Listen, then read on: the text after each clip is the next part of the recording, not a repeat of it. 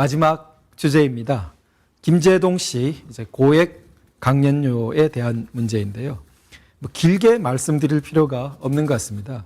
우선 구체적인 이 사례가 기사로 정리된 게 있는데요. 좀 놀랍습니다. 한번 보죠. 문화일보 보도인데요.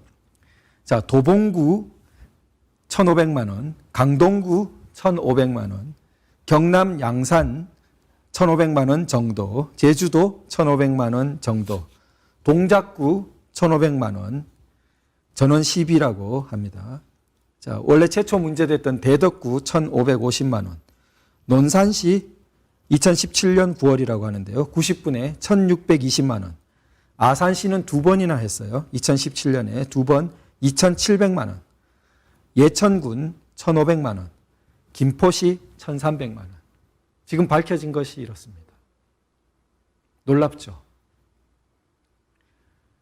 이런 일을 저지른 정권과 세력이 소위 화이트리스트, 블랙리스트라면서 난리를 쳤습니다. 그럼 이 정권 하에서는 소위 이 정권과 대척되는 정권의 어떤 관련을 맺었거나 이 정권에 불편한 소리를 한 문화예술인이 우대받고 있나요? 그런 소리 못 들어봤습니다. 자, 대표적으로 김제동 씨 같은 사람이 이렇게 특혜를 많이 받고 있네요. 이게 통상적인 강연료라고 볼 수 있습니까? 대한민국에 이렇게 고액 강연료는 모르겠습니다. 이재용 부회장이 강연하러 다니면 이렇게 주나요? 그런데 이런 것은 소위 화이트리스트라는 입에도 담지 못하고 여기에는 될 수도 없는 내용의 지원을 가지고 감옥에도 넣고 온갖 불명예와 오명을 다 씌웠습니다. 자, 우리가 소위 내로남불이다 하면서 비판하는 것이 한두 개가 아닌데 특히 블랙리스트, 화이트리스트 문제는 어떻게 보면 너무나 비열하고 야비하게 전 정권을 전복하는 데에 도구로 이용했습니다. 몇 년 전 어목했던 겨울 정말 블랙리스트라는 말로 몇 달간 온갖 공중파와 무슨 국가적 중대 범죄가 일어난 것처럼 뒤집었던 사태, 그리고 그 뒤에는 쌍둥이 자매처럼 화이트리스트라면서 또 이번엔 뒤집었던 기억, 아직도 많은 분들이 악몽처럼 갖고 계실 겁니다. 그런데 지금 이런 일을 벌였어요. 자, 김제동 씨뿐만이 아니라고 우리는 충분히 의심할 수 있습니다. 자, 김어준 씨, 주진우 씨에 대해서도 자유한국당이 어떤 자료 신청을 했다고 보도가 나오는데요. 철저히 그런 조사들이 이루어져야 될 것이라고 생각됩니다. 그리고 이 정권, 그리고 법원도 분명한 중심과 균형을 잡아야 할 것이라고 생각됩니다. 제발 그냥 앞에서 말씀드린 것처럼 기계적인 판단으로 이거는 다른 맥락 고려할 것 없이 나는 이것만 보는 거야. 유죄. 나는 이것만 보는 거야. 2천만 원 배상.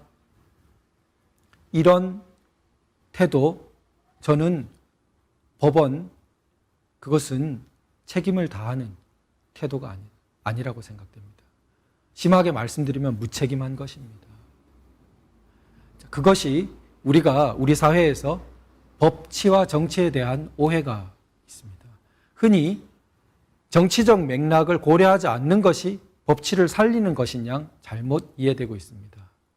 이것이 법과 정치가 함께 발전하지 못한 대륙법계에 깊이 침륜된 우리 사회의 어떤 법조계 문화의 영향이라고 생각됩니다.